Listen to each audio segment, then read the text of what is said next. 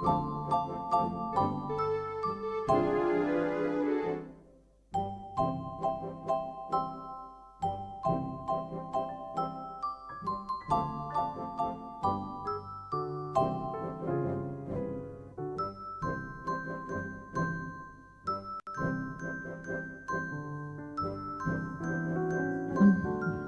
sound.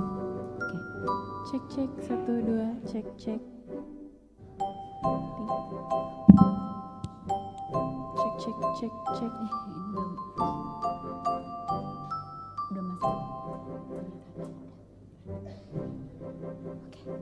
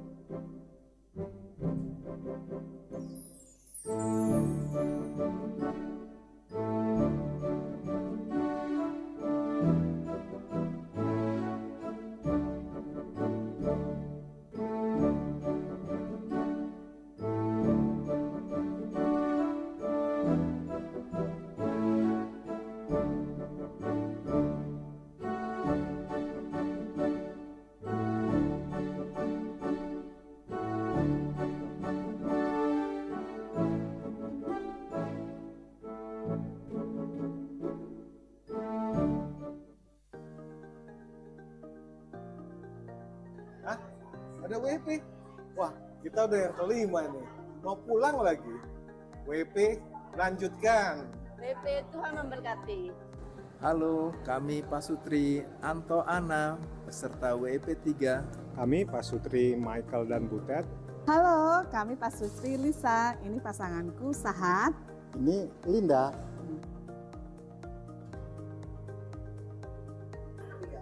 Ternyata banyak yang aku belum tahu tentang kamu.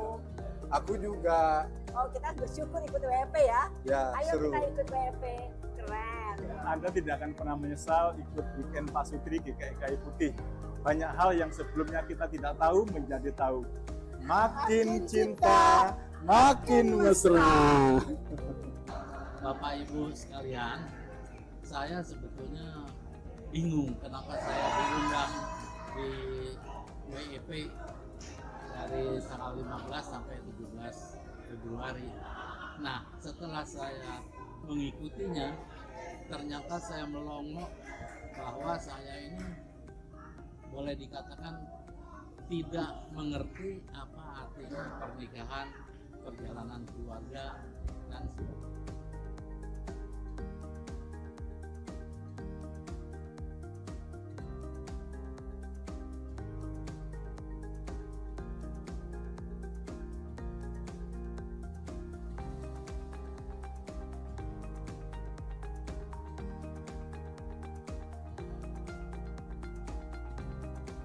Mana yang paling berkesan? Semuanya berkesan dan penuh kejutan. Keren. Panitianya hebat. Terima kasih Terima panitia kasih WIP panitia. 5. Kami sangat bersyukur kalau boleh melayani para pasutri dalam kegiatan Weekend Pasutri Angkatan kelima. Kami percaya bahwa manfaat dari kegiatan ini sangat besar bagi para pasutri. Kami rindu makin banyak pasutri yang boleh disentuh, dipulihkan kehidupan pernikahan mereka, sehingga mereka dapat terus menjadi berkat bagi setiap orang yang mengenal mereka.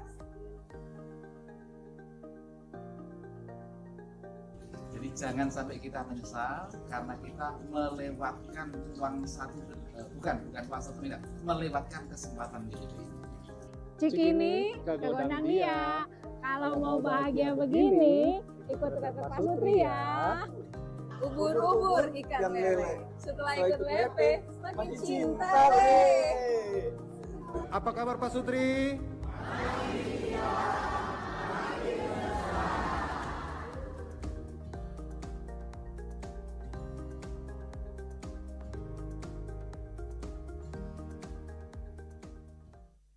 Halo, Komisi Anak GKI Kayu Putih kembali hadir. Dalam rangka Hari Anak Nasional 2025, bulan Juli setiap tahunnya diperingati sebagai Bulan Anak. Untuk 1 bulan ke depan, kami akan hadir di tengah-tengah jemaat dalam ibadah umum. Tahun ini kami mengusung tema Ruang bagi Orang Lain. Kiranya melalui Bulan Anak tahun ini, semakin banyak anak-anak yang membutuhkan uluran tangan kita dapat terbantu. Untuk mengawali kegiatan Bulan Anak ini, yuk kita dengar celoteh anak-anak sekolah minggu yang bercerita hal-hal apa saja yang menyenangkan bagi mereka saat bersama mama papanya. Dan apa saja doa dan harapan mereka kepada orang tuanya. Mama ajarin Max membaca, berhitung, antarin ke SD. Bercanda sama mama. Aku pengen ulangin momen waktu itu aku jalan-jalan ke Lembang, Kak. Aku paling suka yang berenang sama jalan-jalan. Dengan sama papa lagi sih, karena papa udah meninggal dari tahun 2020. Aku pengen jalan sama papa lagi.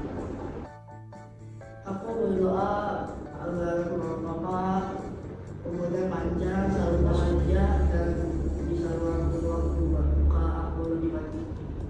Semoga aku sehat dan pekerjaannya bisa ya bagus dan hidup panjang biar bisa melihat aku sukses, Kak. Ajak Cimang sama papa jalan-jalan.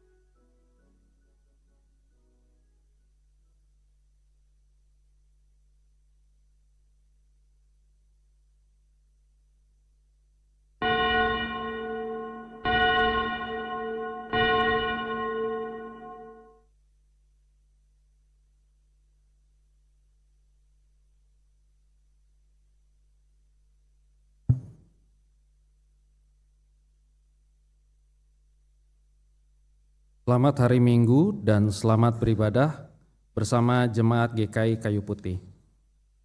Hari ini kita memasuki bulan anak GKI Kayu Putih dan anak-anak akan terlibat dalam pelayanan ibadah umum.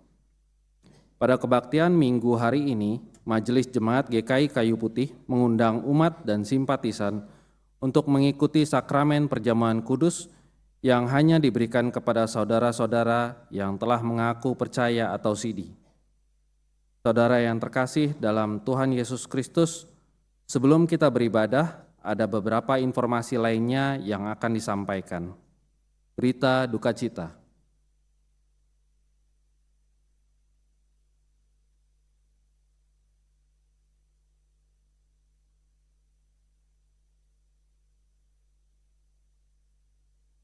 Kepada keluarga yang berduka, kami mendoakan agar teguh dalam iman dan menerima anugerah penghiburan dalam kasih Tuhan Yesus Kristus.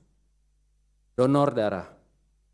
Saudara, pada hari Minggu 13 Juli 2025 yang akan datang, pukul 9.30 sampai 12, akan diadakan donor darah di gedung House of Grace atau HOG, Jalan Kayu Putih Tengah 1A nomor 7. Kegiatan ini merupakan kerjasama bidang Kespel GKI Kayu Putih dengan Palang Merah Indonesia. Mari saudara, jadilah pendonor darah yang dapat membantu sesama dalam kesusahan. Persembahan syukur bulanan. Persembahan syukur bulanan dapat diberikan secara digital atau non-tunai. Namun, Majelis Jemaat GKI Kayu Putih juga menyediakan amplop persembahan syukur bulanan yang dapat digunakan dan dimasukkan ke kotak persembahan syukur setelah kebaktian selesai. QR Code yang ada di setiap bangku diperuntukkan bagi setiap pemberian persembahan kebaktian minggu. QR Code dapat dipindai atau di-scan saat liturgi persembahan berlangsung. Kelas katekisasi. Telah dibuka pendaftaran kelas katekisasi remaja dan kelas katekisasi lansia. Peserta adalah anak remaja dengan usia 14-19 tahun dan bapak atau ibu yang berusia 60-80 tahun. Bagi para remaja dan bapak atau ibu yang punya kerinduan untuk mengikuti katekisasi remaja atau katekisasi lansia, dapat segera melakukan pendaftaran di sekretariat. Informasi lebih lengkap dapat dilihat pada Warta Jemaat Digital GKI Kayu Putih. Guru Sekolah Minggu. Saat ini bidang kategorial Komisi Sekolah Minggu membuka kesempatan bagi umat yang rindu melayani sebagai guru sekolah minggu.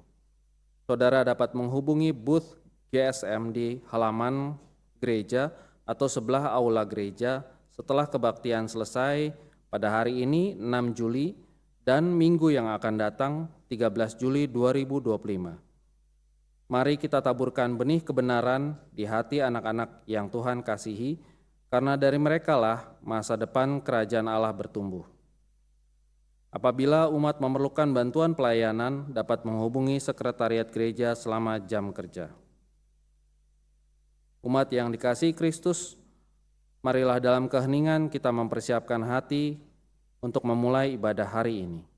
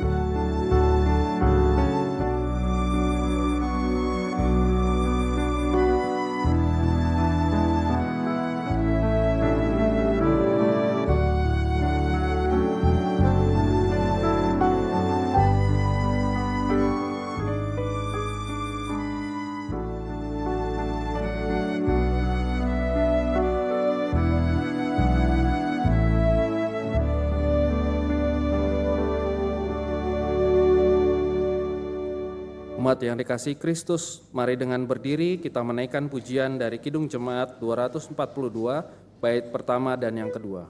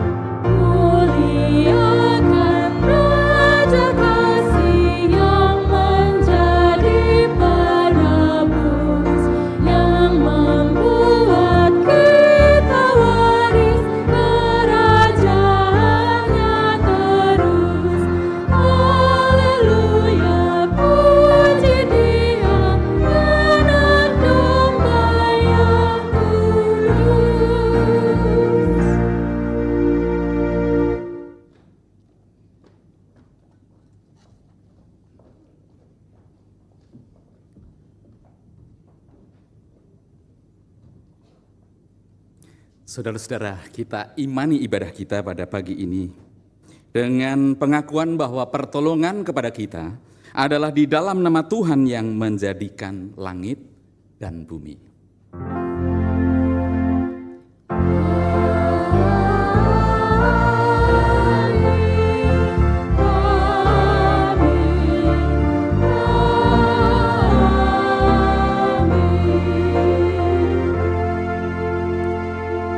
Damai Tuhan besertamu. Dan beserta saudara juga.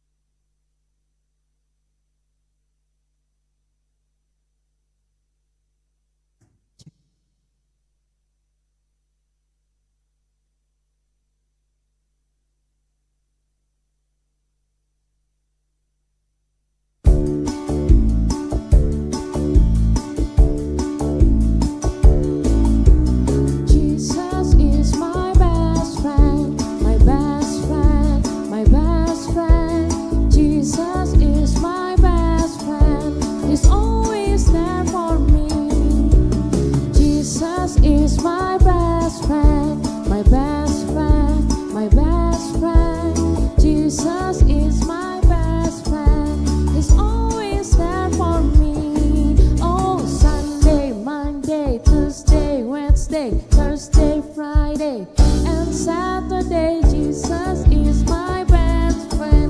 He's always there for me.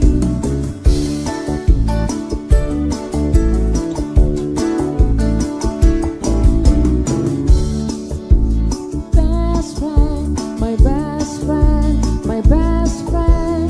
Jesus is my best friend. He's always there for me. Oh, Sunday, Monday, Tuesday, Wednesday, Thursday, Friday, and Saturday. Jesus is my best friend. He's always there for me. He's always there for me. He's always there for me.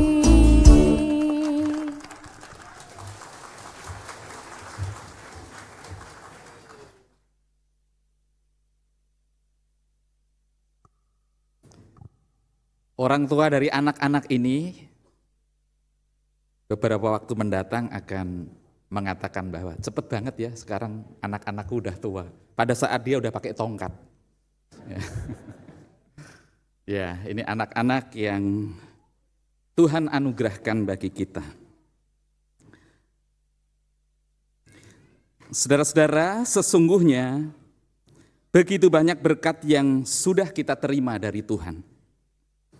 Tuhan mengaruniakan kehidupan untuk kita jalani, dan hanya karena kemurahannya kita bisa sampai pada hari ini. Di dalam Kristus kita juga menerima anugerah keselamatan yang oleh diri sendiri kita tidak akan pernah sanggup mengupayakan. Tuhan juga mengaruniakan orang-orang yang kita kasihi jauh maupun dekat, yang kepada mereka Tuhan merancang agar kita memiliki hidup yang mampu memberikan berkat. Secara khusus Tuhan mengaruniakan keluarga dan anak-anak yang tinggal di dalamnya. Mereka menjadi wujud sukacita dan kegembiraan. Dengan rasa syukur kita hendak merawatnya, membimbing mereka agar tetap hidup di jalan selamat. Pesan firman Tuhan dalam Efesus pasal yang ke-6 ayat 1 hingga 3. Mengajarkan kita pentingnya saling merawat berkat dalam relasi kita dengan seisi keluarga.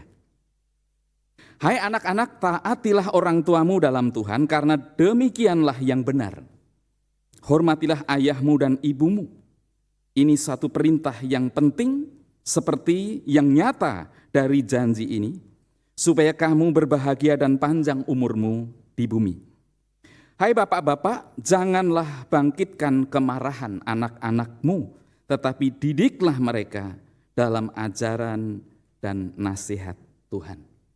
Maka saudara, dalam kesadaran ini kita pegang perintah Tuhan, menjalaninya dengan syukur dan kegembiraan.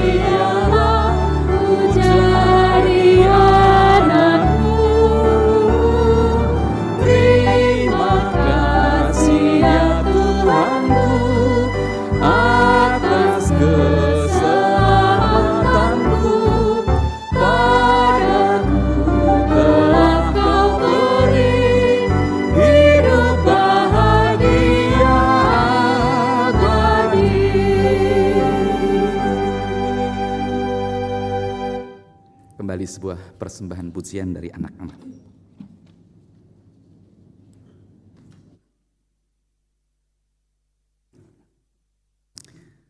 Mohon maaf, sudah tidak ada lagi.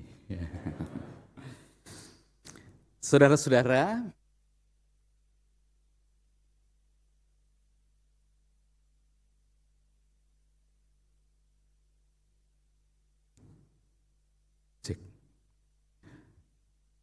kita bersama-sama masuk dalam pengakuan dosa. Tuhan menciptakan manusia begitu mulia, sebab kita dicipta seturut dengan gambar dan rupa Allah.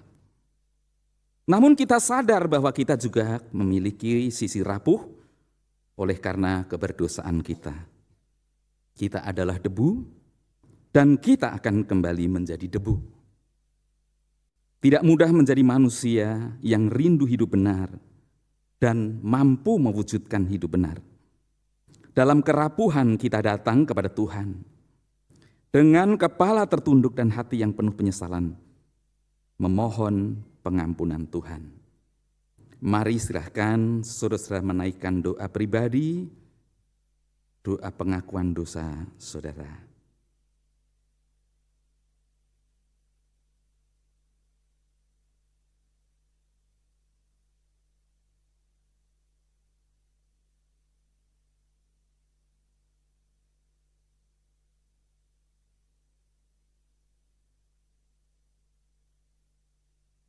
Di bawah kaki salib-Mu ya Tuhan, kami membawa seluruh dosa dan pelanggaran kami. Kami memohon pengampunan-Mu ya Tuhan. Memampukan kami agar terus berjuang dan mampu mengalahkan kejahatan dan dosa-dosa yang kami lakukan di hadapan-Mu dan di hadapan sesama kami. Amin.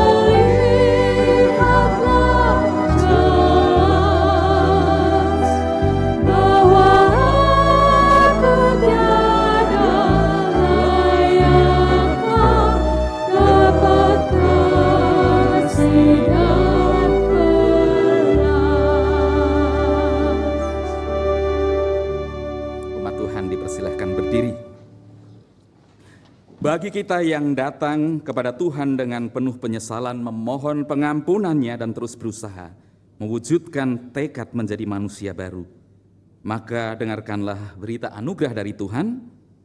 Berita anugerah dinyatakan dalam surat 1 Yohanes pasal 1 ayat 8 dan 9. Jika kita berkata bahwa kita tidak berdosa, kita menipu diri kita sendiri dan kebenaran tidak ada di dalam kita.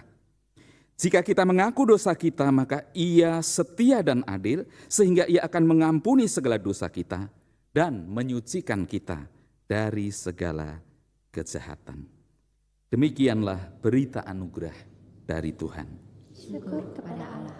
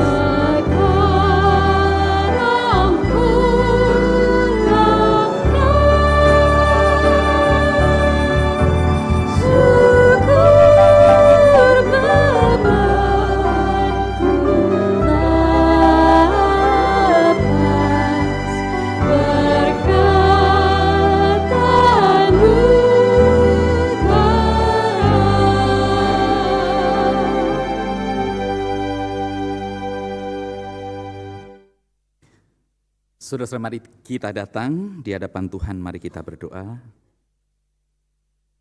Tuhan, jiwa kami haus akan Engkau. Kehadiran-Mu yang hendak Tuhan nyatakan melalui pemberitaan firman, kiranya kami boleh menyambutnya dengan hati yang terbuka, pekerjaan roh menolong kami supaya kami bukan hanya menjadi para pendengar, tetapi kami bisa mewujudkan firman-Mu itu hidup di dalam kehidupan kami. Berfirmanlah bagi kami ya Tuhan, karena kami telah siap untuk mendengarkannya. Di dalam nama Tuhan kami Yesus Kristus, kami berdoa. Amin.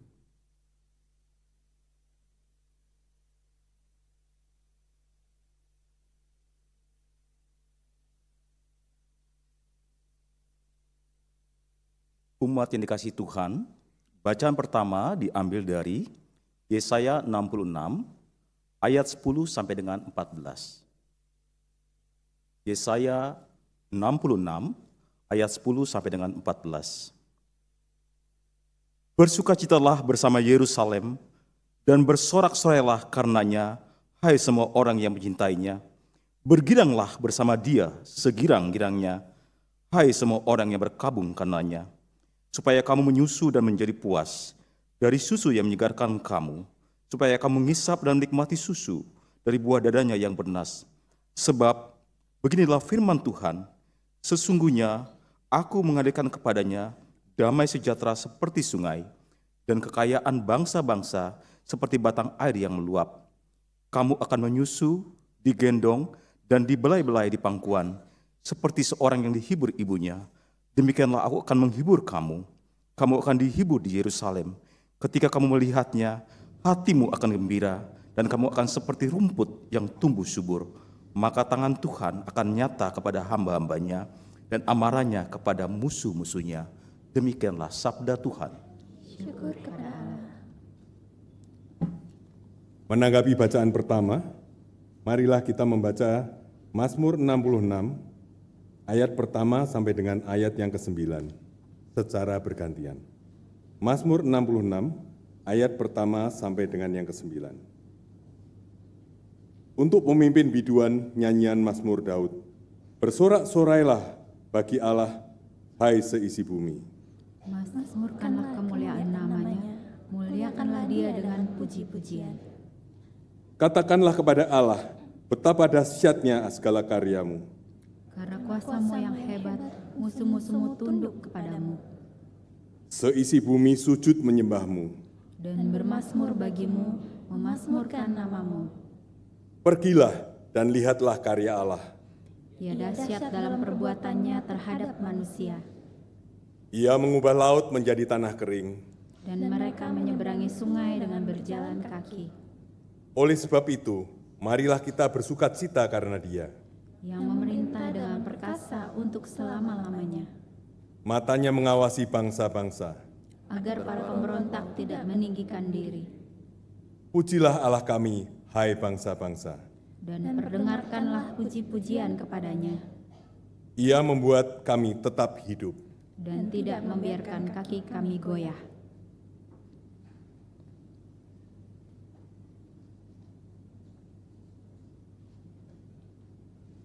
Bacaan kedua diambil dari Galatia 6 ayat 7 sampai dengan ayat 16. Galatia 6 ayat 7 sampai dengan ayat 16. Jangan sesat. Allah tidak membiarkan dirinya dipermainkan. Karena apa yang ditabur orang, itu juga yang akan dituainya.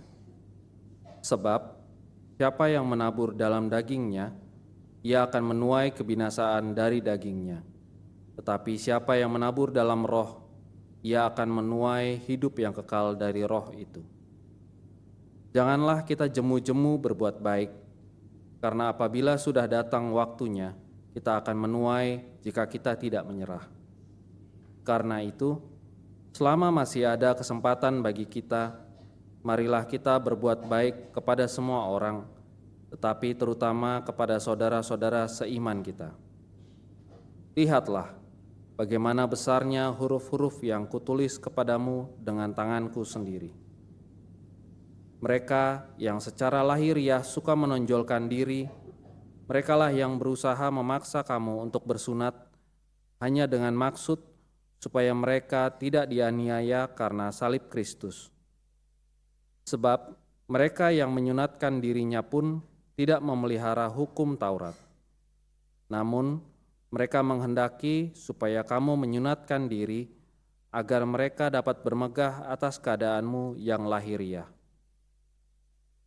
Aku sekali-kali tidak mau bermegah selain dalam salib Tuhan kita Yesus Kristus, sebab olehnya dunia telah disalibkan bagiku dan aku bagi dunia. Sebab bersunat atau tidak bersunat tidak ada artinya, tetapi menjadi ciptaan baru itulah yang ada artinya. Bagi semua orang yang memberi dirinya dipimpin oleh kaidah ini, turunlah kiranya damai sejahtera dan rahmat atas mereka dan atas Israel milik Allah. Demikianlah sabda Tuhan. Syukur kepada Allah. Dan inilah Injil Tuhan Yesus Kristus menurut Lukas pasal yang ke-10 ayat 1 hingga ayat 11 dan dilanjutkan di ayat 16 hingga ayat yang ke-20. Setelah itu Tuhan menunjuk 70 murid yang lain lalu mengutus mereka berdua-dua mendahulinya ke setiap kota dan tempat yang hendak dikunjunginya. Katanya kepada mereka, "Tuayan memang banyak, tetapi pekerja sedikit.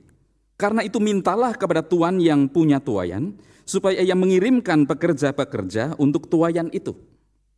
Pergilah, sesungguhnya aku mengutus kamu seperti anak domba ke tengah-tengah serigala. Jangan membawa pundi-pundi atau kantong perbekalan atau kasut, dan janganlah memberi salam kepada siapapun selama dalam perjalanan. Kalau kamu memasuki satu rumah, katakanlah lebih dahulu, damai sejahtera bagi rumah ini. Jikalau di situ ada orang yang cinta damai, salammu itu akan tinggal padanya. Namun jika tidak, salam damai itu kembali kepadamu. Tinggallah dalam rumah itu, makan dan minumlah apa yang diberikan kepadamu, sebab seorang pekerja patut mendapat upahnya. Janganlah berpindah-pindah rumah.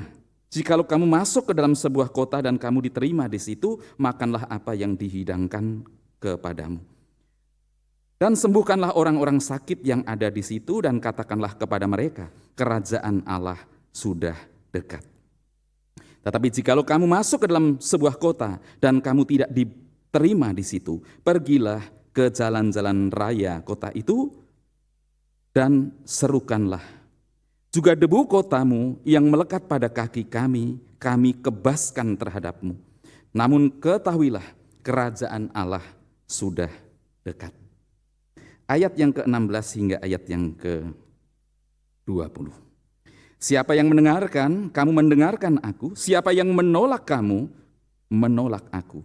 Siapa yang menolak aku, menolak dia yang mengutus aku.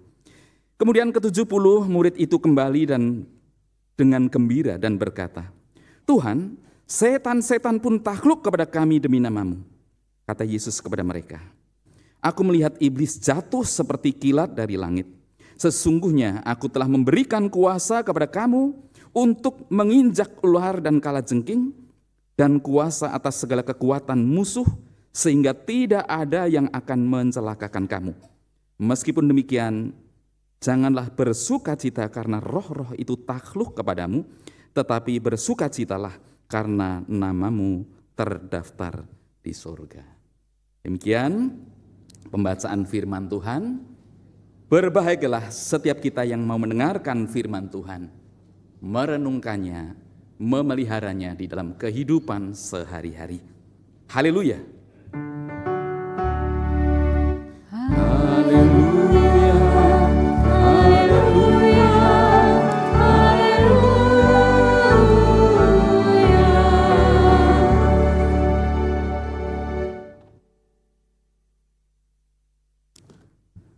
Selamat pagi, menjelang siang Bapak Ibu. Ini awal minggu yang menjadi awal bulan anak. Jadi setiap tahun kita mengadakan bulan anak. Mungkin sebagian kita akan berpikir apa ini semuanya relevan bagi kita. Mungkin ada di antara kita yang tidak berurusan dengan anak karena anak-anak sudah besar, ya.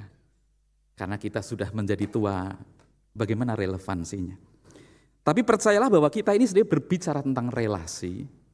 Orang tua dan anak itu bagian dari relasi yang sebenarnya banyak. Karena relasi kita itu sebenarnya dengan siapa saja.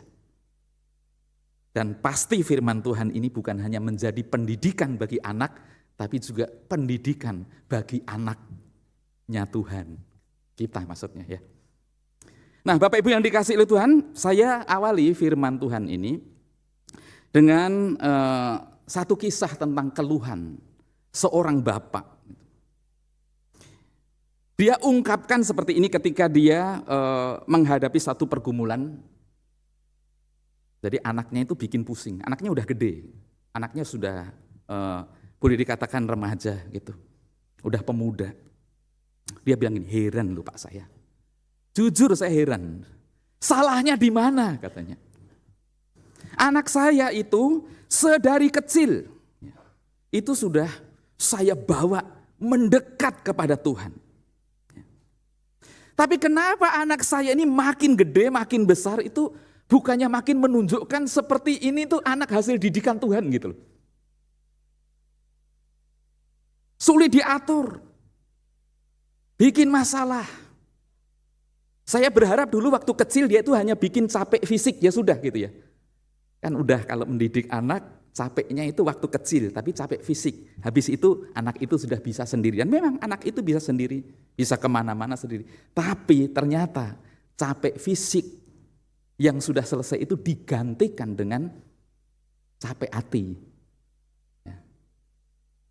Jadi fisiknya sudah tidak capek, tapi hatinya sakit, hatinya capek. Dan ini bukan hanya curhat dari 1-2 orang tua gitu. Ini curhat dari banyak orang tua. Heran saya, apa coba? Apa yang salah, apa yang kurang? Saya lihat sekarang anak yang dulunya begitu rajin, saya bawa ke gereja, sekarang dengar kata gereja aja males. Kalau saya bilang, ayo ke gereja, marah. Pak, bisa enggak sih nasehatin aku yang aku belum tahu? Kalau suruh ke gereja itu aku udah tahu. Ada saja alasannya. Keras kepala, dinasehatin, gantian menasehatin.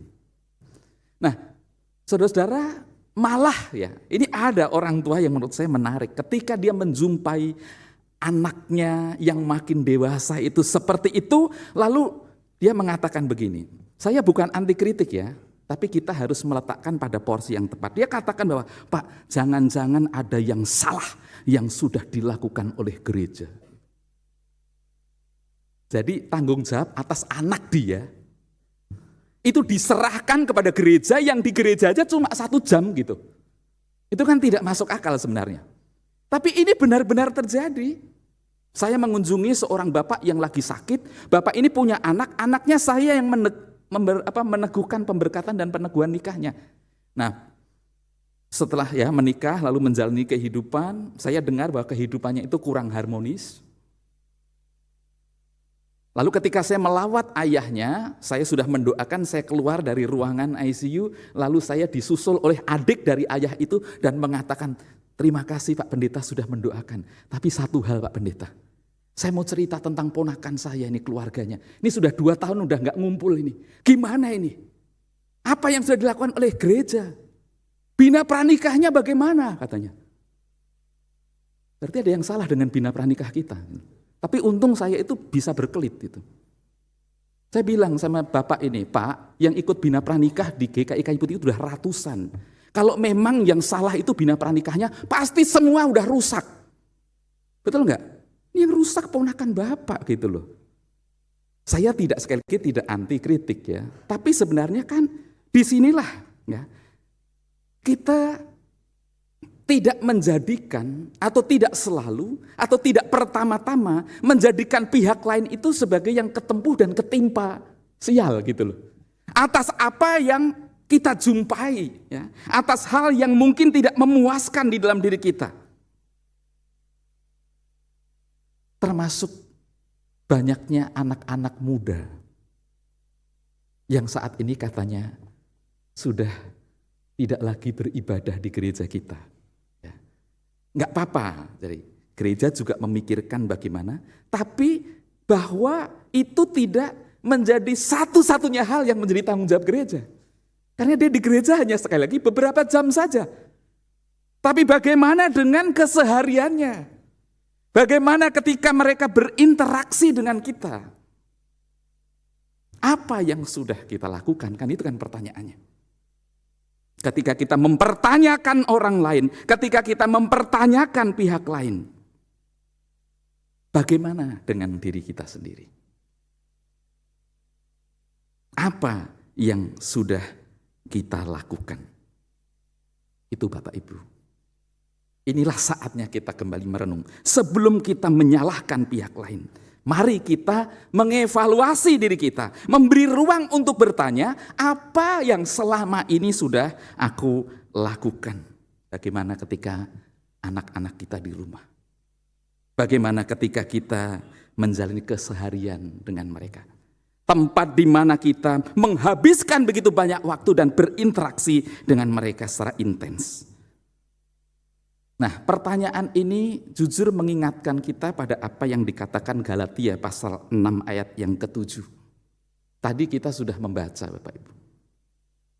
Firman Tuhan katakan, karena apa yang ditabur orang, itu juga dituainya.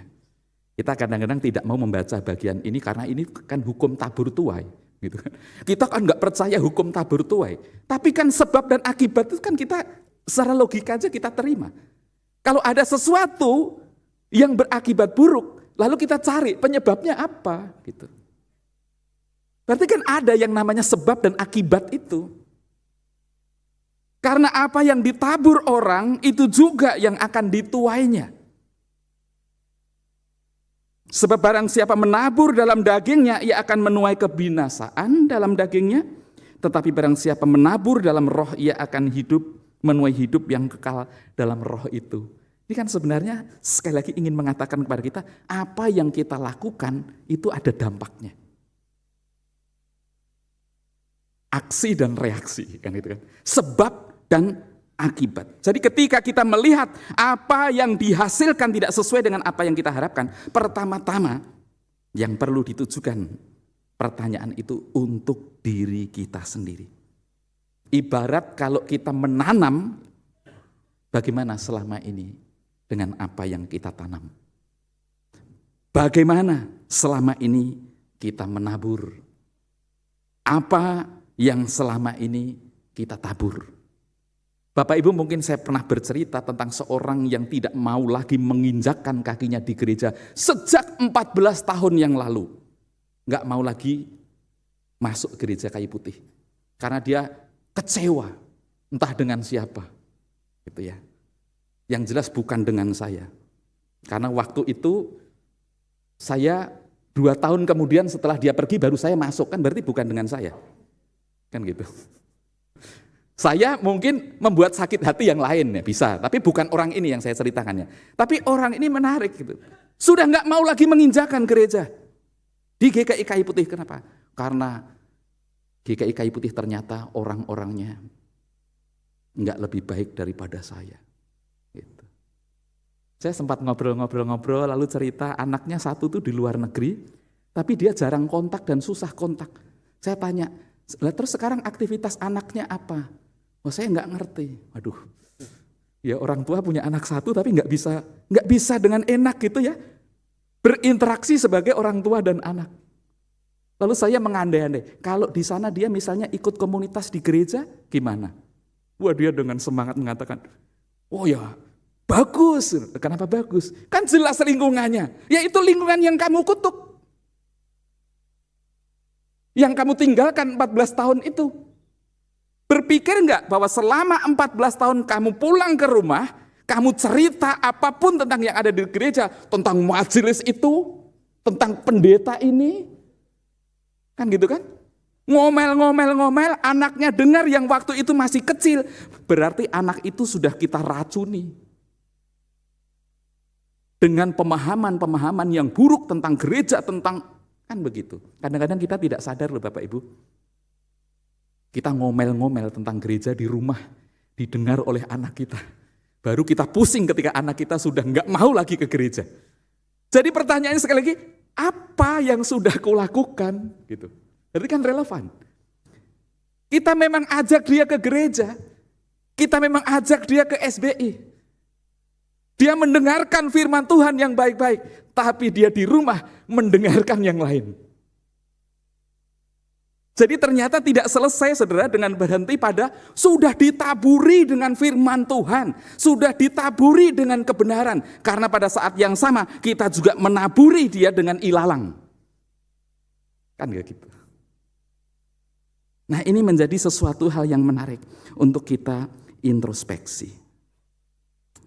Nah sering dikasih Tuhan, tapi hari ini kita mau kembali ya membangun optimisme. Ketika kita menjumpai ada hal yang kurang, ada hal yang buruk, yang menjauh dari apa yang kita harapkan. Ya. Kita belajar untuk tidak menjadi lemah. Gitu. Kita belajar untuk tidak menjadi putus asa. Firman Tuhan dalam Galatia pasal 6 ayat yang ke-9, janganlah kita jemu-jemu berbuat baik. Perkataan ini disampaikan kepada jemaatnya Galatia yang memang hidupnya sedang dalam situasi yang buruk, relasi yang buruk. Tapi dikatakan jangan jemu-jemu berbuat baik. Karena apabila sudah datang waktunya, kita akan menuai jika kita tidak menjadi lemah. Kalau menjadi lemah, lain cerita gitu. Tapi kalau kita tidak menjadi lemah, berarti ada harapan. Itulah sebabnya penting dalam membangun harapan itu kita terus mengevaluasi diri. Kita mencari tahu, kita mengenali dengan lebih baik.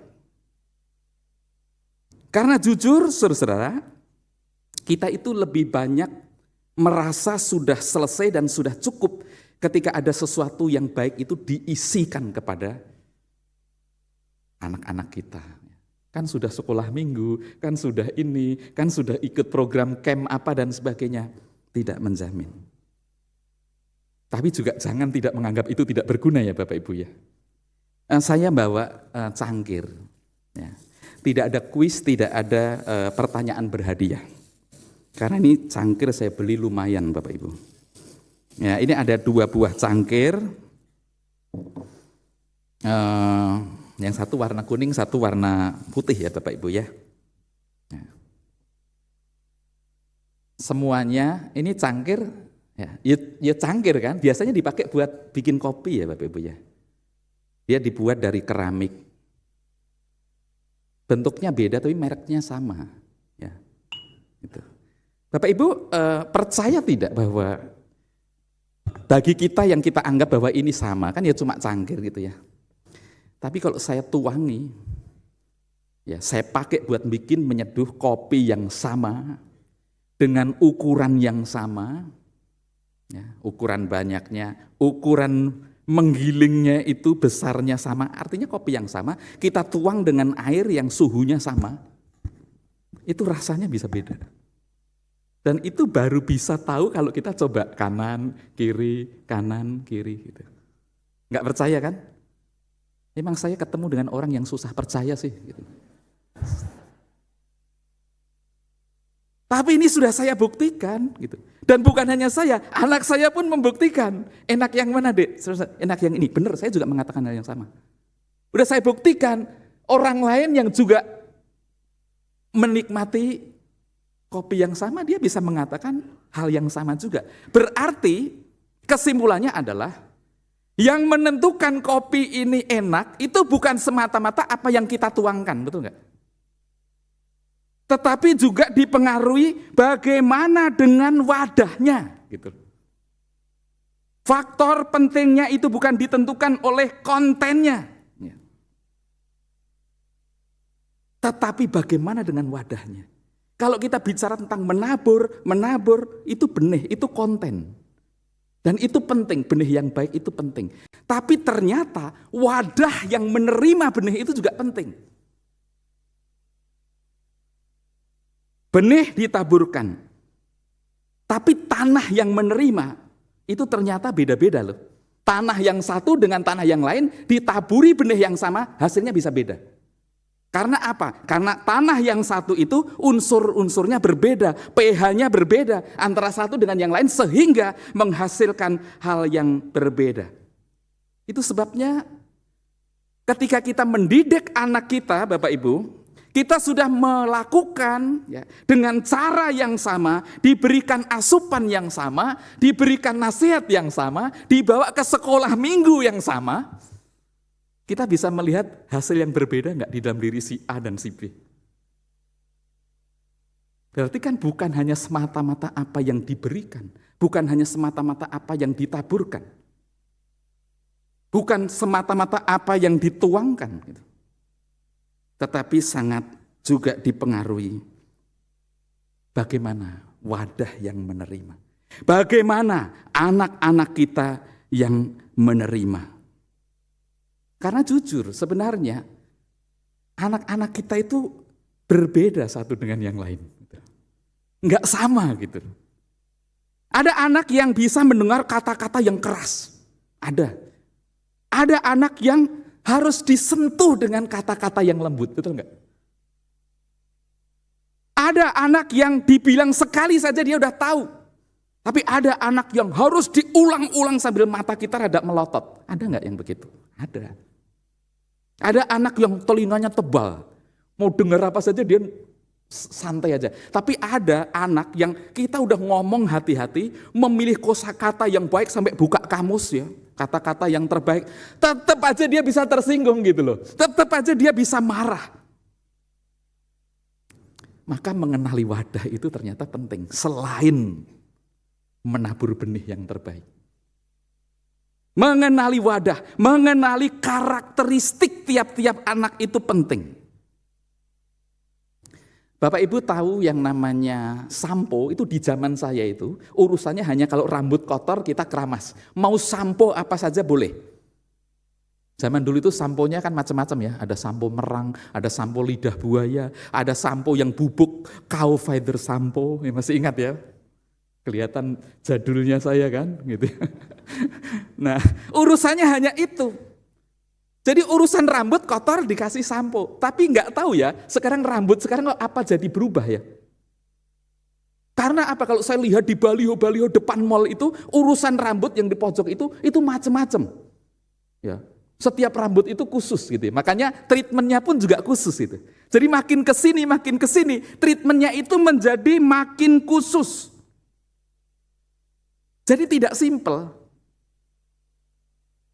Nah begitu juga dengan anak-anak kita. Anak-anak kita ini juga beda. Mungkin dulu tidak begitu. Mungkin dulu kita punya anak 10 pun juga menganggap sama. Tapi lihat spirit orang tua melihat anak sekarang akan berbeda. Ada di antara kita yang muda-muda. Mari kita lihat pakaian yang kita kenakan, kita ingat. Itu hasil jahit atau hasil beli di toko. Yang muda-muda ya. Yang tua pun mungkin juga sama gitu ya. Kecuali kalau yang benar-benar tua itu, ini baju sejak zaman dulu opa belum nikah. Ada yang gitu, itu zaman dulu. Kalau sekarang kan beda. Yang muda-muda saya rasa pakaiannya beli di toko ya. Nggak ada yang jahit. Itu menunjukkan apa? Satu spirit bahwa dulu itu banyak hal dibuat custom. Kalau sekarang kan cukup ke toko itu ukurannya S, M, L, XL, kan gitu kan. Yang dulunya custom, lalu akhirnya jadi general. Pakaian. Tapi kalau urusan didik anak ternyata enggak begitu. Kalau didik anak, dulu general, betul enggak? Semua anak itu dianggap sama, tapi sekarang custom. Karena apa? Semakin dikenali, setiap anak itu punya hal yang membedakan antara dirinya dan yang lain. Itu namanya karakter. Makanya Bapak Ibu tahu yang namanya pembunuhan karakter. Kalau Bapak Ibu ada di depan laptop itu kan, lalu pegang mouse, keyboard itu kan, kalau salah ngetik kan terus dibunuh kan karakternya kan. Itu namanya pembunuhan karakter ya. Nah, karena salah ya. Karena maksudnya kita A tapi kita ngetiknya S gitu loh. Karena A dan S itu beda, itulah karakter. Makanya huruf itu kan karakter. Karena membedakan antara A, B, C, D dan sebagainya. Tapi tidak ada karakter yang tidak berguna. Cuma kalau kita hanya menganggap hanya satu karakter yang nggak ada bunyinya gitu. Tapi karena kita mengakui ada karakter macam-macam. Anak itu macam-macam. Nah, bagaimana kita bisa mengenali itu? Supaya kita betul-betul bukan hanya memikirkan apa yang mau kita tabur. Tetapi bagaimana dengan mengenali pH-nya berapa, unsurnya apa. Sehingga yang kita taburkan itu tidak menjadi sesuatu yang sia-sia. Bapak Ibu, Alkitab itu segala-galanya. Betul, setuju? Apapun ketika kita menghadapi masalah, kembalilah kepada firman Tuhan. Setuju? Bapak Ibu ada yang punya masalah dengan jantung? Alkitab bagian mana yang bisa menjelaskan kalau sakit begini maka ya urusan jantung ini maka ayatnya ini? Ada enggak? Enggak ada ya. Pasti kita akan pergi ke dokter jantung. Betul enggak? Kita tidak sedang mengingkari firman Tuhan. Firman Tuhan katakan bahwa ya serahkanlah segala kekhawatiranmu kepada Tuhan. Tapi serahkan segala kekhawatiranmu itu kan sesuatu yang general. Padahal yang kita perlukan juga hal yang custom kan. Makanya kita pergi ke dokter jantung. Makanya kita mengenali dengan baik. Saya rasa sama saja. Maka kita tidak bisa menyederhanakan mendidik anak itu asal aku sudah membacakan ayat-ayat firman Tuhan setiap hari. Itu baik tapi belum cukup. Bukan Alkitab tidak sempurna, tapi perlu penerjemahan. Dan itulah sebabnya mengenali itu ada banyak caranya kan Bapak Ibu. Sudah ada banyak cara-cara psikologi baik modern atau mungkin yang lebih modern lagi. Saya itu kalau dulu sudah mengenal dengan lebih baik saya dan pasangan saya, mungkin saya beda. Ya. Karakternya itu saya baru mengenal kan baru saja. Dibantu dengan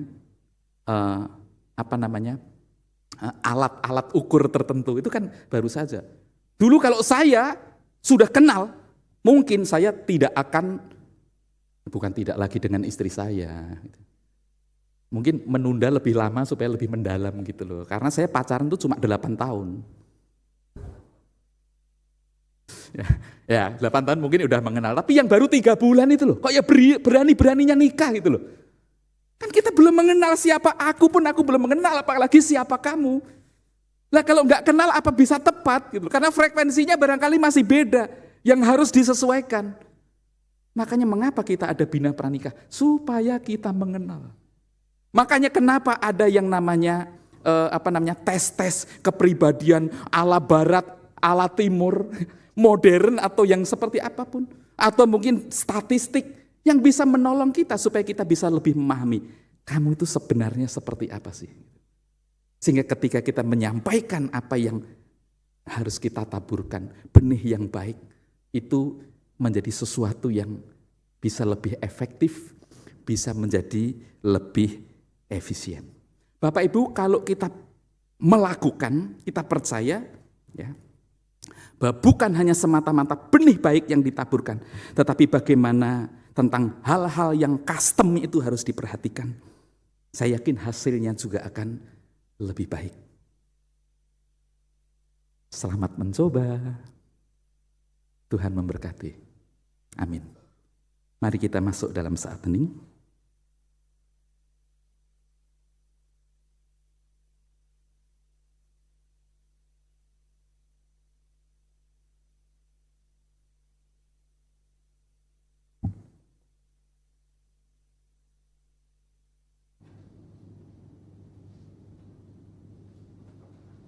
Jemaat, saya persilahkan bangkit berdiri.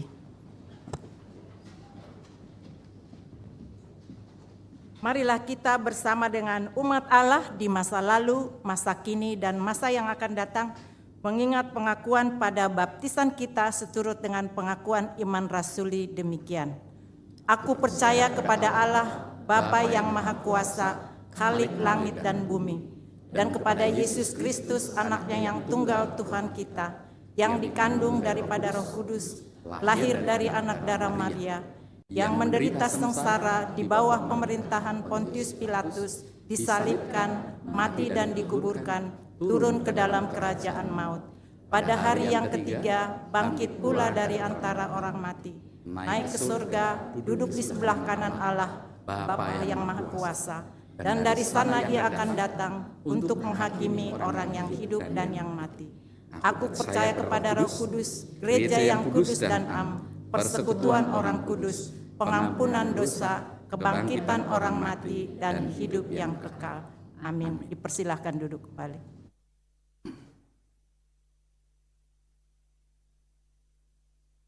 Mari kita datang kepada Tuhan menaikkan doa syafaat.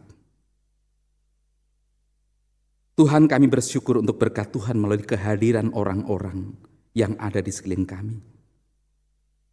Terima kasih ketika Engkau memberikan kepada kami relasi yang dekat dengan seisi keluarga kami, di mana anak, istri, suami bisa menjalani kehidupan bersama.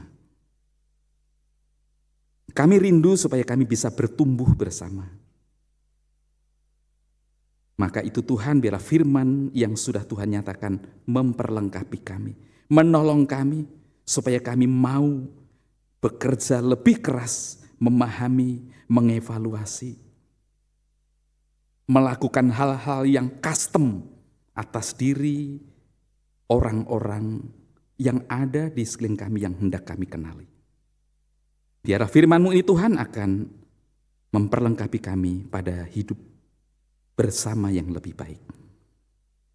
Tuhan, pada kesempatan ini kami juga menaikkan doa untuk saudara-saudara kami yang memiliki pergumulan, baik mereka yang sakit, mereka yang merasakan kedukaan karena berpisah dengan orang yang dikasihi, mereka yang bergumul dengan pekerjaan, mereka yang memiliki relasi yang kurang baik dengan orang lain, mereka yang mendambakan hal yang diharapkan yang namun sampai saat ini mungkin belum bisa terwujud. Dan berbagai macam pergumulan itu mungkin mengganggu bagaimana mereka menjalani hidup iman mereka. Tolonglah ya Tuhan, dalam semua pergumulan itu kami tetap berfokus bahwa Tuhan turut bekerja dalam segala sesuatu untuk mendatangkan kebaikan bagi setiap orang yang mengasihinya. Sambil kami tetap berusaha untuk meraih apa yang kami harapkan, kami juga berserah dan percaya kepada Tuhan dan meyakini bahwa Tuhan tidak akan membawa kami ke jalan-jalan yang buruk. Kami berdoa ya Tuhan untuk bangsa dan negara kami. Tuhan memimpin dan menyertai para pemimpin kami, para pemimpin dunia ini pun ya Tuhan, yang kepada perkataan dan keputusan mereka sangat menentukan nasib banyak orang di muka bumi. Maka berikanlah kepada para pemimpin dunia hikmat yang dari Tuhan untuk memikirkan apa yang terbaik bagi dunia yang sudah Engkau ciptakan, yang harus kami pelihara di dalamnya. Tuhan, terima kasih. Kami menyerahkan kehidupan kami ke dalam tangan kasih dan pemeliharaan-Mu di dalam nama Tuhan kami Yesus Kristus. Kami menaikkan doa kami. Amin.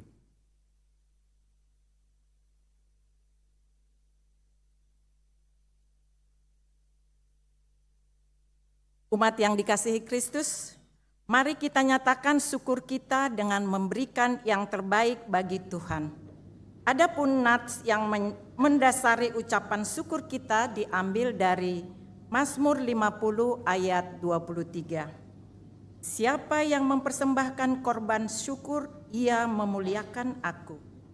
Orang yang benar jalannya akan kuperlihatkan kepadanya keselamatan dari Allah.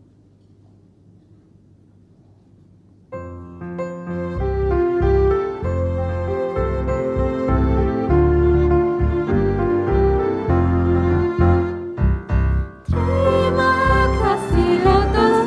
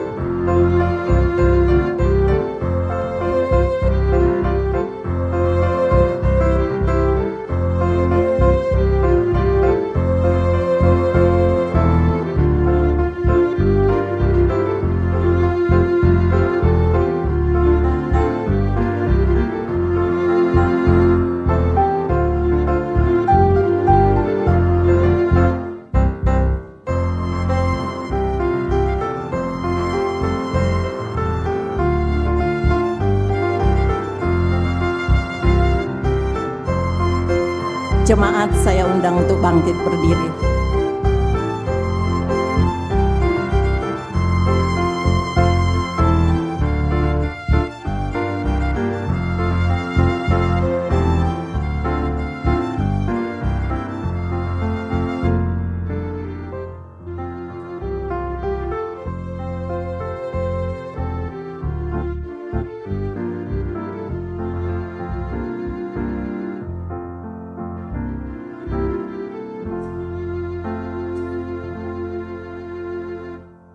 Mari kita berdoa untuk persembahan kita.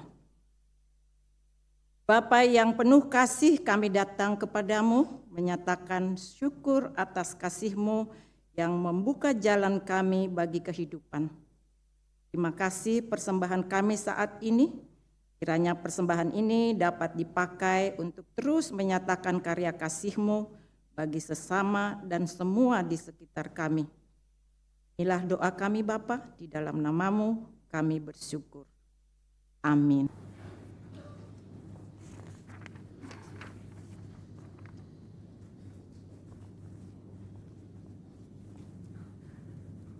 Mengasihi anak-anak dan seisi keluarga merupakan perwujudan kasih kita kepada Tuhan. Sekaligus juga perwujudan kasih kita terhadap diri sendiri.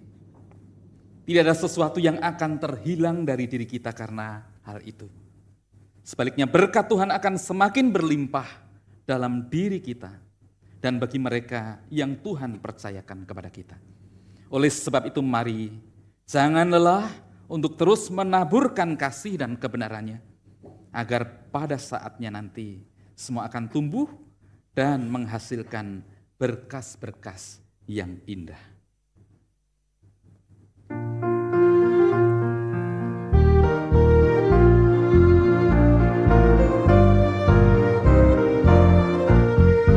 Tabur waktu pagi, tabur tani kasih, tabur waktu siang, terus sampai senja. Nantikan Tuhan yang pada musim panen, kita akan bersuka bawa berkasnya, masuk lumbungnya. Kita akan bersuka bawa berkasnya, masuk lumbungnya. Kita akan bersuka bawa berkasnya, di terik sang surya, di tapar awan, kita pun menabur yang bekerja. Nanti panen tiba, tugas akan usai, kita akan bersuka bawa berkasnya, masuk lumbungnya. Kita akan bersuka bawa berkasnya, masuk lumbungnya. Kita akan bersuka bawa berkasnya.